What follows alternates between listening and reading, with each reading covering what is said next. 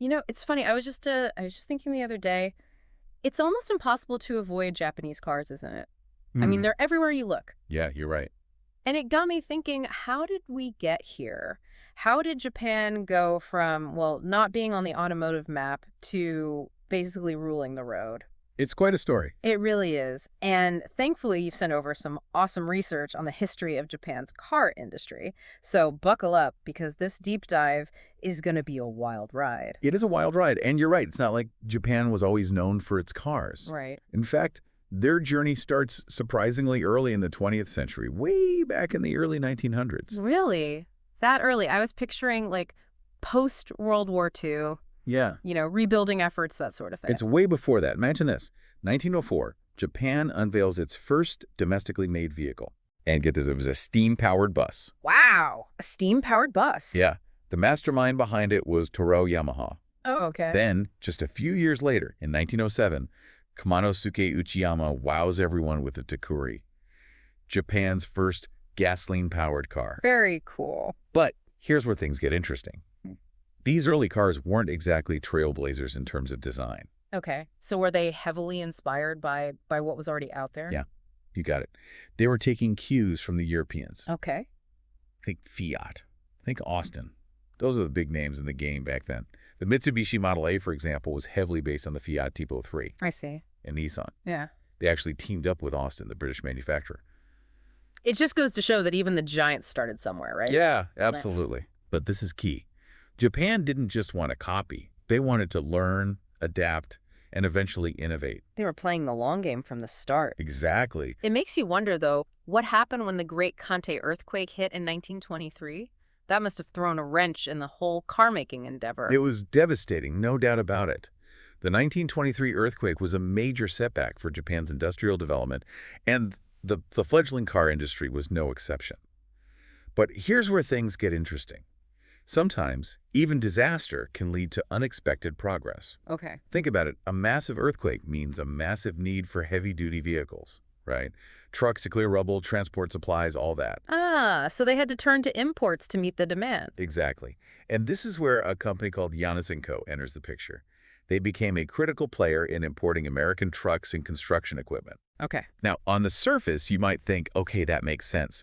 But what's fascinating is that this inadvertently accelerated the learning process for Japanese engineers. Because they had all this foreign machinery right there in front of them. They could study it, figure out how it worked, and maybe even get some ideas for their own designs down the line. It's like a crash course in automotive technology, but brought on by tragedy. Exactly. It's a classic example of how Japan, throughout its automotive history, has taken challenges and turned them into opportunities for growth.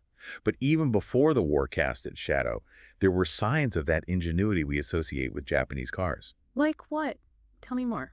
Well, let's talk about the Kurogane Type 95. Picture this. 1936, the world is on the brink of war, and Japan unveils this car. It's not a sleek sports car or a luxurious sedan. It's the world's first mass-produced four-wheel drive car. Wait, really? In 1936? That's incredible. I had no idea. That's amazing. So they were already pushing the boundaries of what cars could do, even back then. Absolutely. It shows that even amidst the turmoil of the pre-war years, Japanese engineers were already thinking ahead, innovating, and laying the groundwork for what would become a defining characteristic of their automotive industry. A relentless pursuit of technological advancement. Of course, as we know, World War II changed everything. Right, the focus shifted dramatically, I imagine. Yeah. No more time for experimenting with four-wheel drive when you've got a war to fight. You're absolutely right. The government needed heavy-duty trucks to support the war effort. So that's where the focus shifted. In fact, companies like Isuzu really came to the forefront. Their TX truck, it was actually a collaboration between 3 different manufacturers, became a real workhorse for the military. Yeah. It's fascinating to see how wartime needs often drive innovation, even in unexpected ways. Yeah, it's like they say, necessity is the mother of invention. But then the war ends. Japan's economy is in ruins. They need to rebuild everything. What happens to the car industry at this point? Well, you might think they'd play it safe, Right. stick to what they knew, maybe even revert to those early days of copying European designs. Yeah. But that's not what happened. Okay. Instead, they did what they do best. Okay, what's that? They innovated their way out of a crisis. I'm on the edge of my seat. Tell me they invented flying cars. Okay, not flying cars yet. Okay.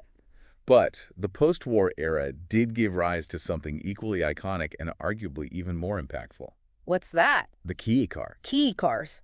Refresh my memory. Those were those adorable tiny cars, right? Yes. I've seen pictures of them like crammed into Tokyo traffic jams in the 60s. Exactly. Like, how do you even? They were small, fuel-efficient, and incredibly affordable. Perfect for a nation rebuilding, getting back on its feet. Makes sense. Think of them as the Japanese equivalent of the Volkswagen Beetle. Okay. Economical, practical, and surprisingly spacious for their size. Yeah, They were designed to fit within specific tax and size regulations, making them accessible to a wider population, and they became wildly popular. I bet. Everyone loves a bit of efficiency, especially after a period of hardship. Did any particular K car models become, like, cultural icons? Oh, absolutely. One of the most famous is the Subaru 360, which hit the streets in 1958. Okay. People affectionately nicknamed it the Lady Beetle because of its charm and practicality. It's a perfect example of how Japanese car makers were tailoring their designs to the specific needs and desires of their home market. So we've got this surge in car ownership, a bunch of companies all vying for a piece of the pie. I can only imagine things got pretty competitive. You're telling me. The 1960s was a time of intense rivalry in the Japanese auto industry, and one of the most legendary showdowns of that era was the CB War. The what war? It sounds epic. It was. CB stood for Toyota's Corona and Nissan's Bluebird. Okay. These were the two heavyweights duking it out for market dominance. Wow. Imagine, every year, each company would release a new model, trying to one-up the other in terms of features, fuel efficiency, style, you name it. It was an all-out battle for the hearts and minds of Japanese car buyers. It sounds like the kind of competition that breeds excellence. Did this domestic battle prepare them for taking on the global stage? It absolutely did. Yeah. This constant drive to innovate and outperform each other on their home turf is precisely what set the stage for Japanese automakers to become global players. Wow.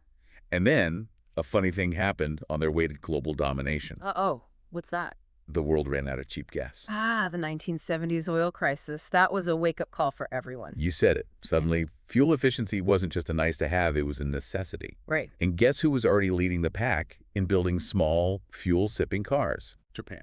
Talk about being in the right place at the right time. But it couldn't have just been good timing and fuel efficiency. What else did they have up their sleeve? Here's where things get really interesting, and it goes beyond just the cars themselves. Okay. While American car makers were still largely relying on human assembly lines, Yeah. Japanese companies were already embracing the future. Don't tell me. Robots. Robots. Robots building cars in the 70s. That's mind-blowing. Were they really that far ahead of the curve? They were.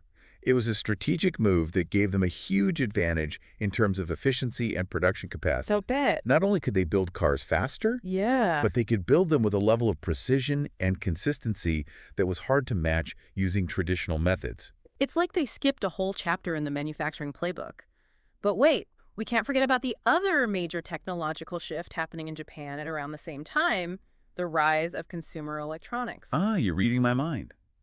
What's fascinating is how these two worlds, car manufacturing and consumer electronics, collided in Japan, leading to a whole new era of automotive innovation. Okay, break it down for me. How did TVs and radios end up shaping the future of cars? It all comes down to those tiny but mighty inventions. Yeah. Integrated circuits, or ICs, and microcontrollers. Okay.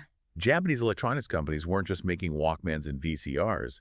They were pioneering these incredibly sophisticated computer chips that could be used in all sorts of applications, including cars. So that's how Japanese cars started getting all those cool high-tech features. Exactly. We're talking digital dashboards, advanced engine controls, automatic climate control, keyless entry, things that seemed like science fiction back then. These features weren't just cool gadgets. They made Japanese cars more efficient, more reliable, and, let's be honest, more desirable than much of the competition. So they were hitting on all cylinders. They had fuel-efficient designs, cutting-edge manufacturing, and they were incorporating the latest technology. No wonder they were becoming a global force. But I'm guessing this success didn't go unnoticed, did it? You're right. By the 1980s, Japanese cars were everywhere. Yeah. And not everyone was thrilled about it.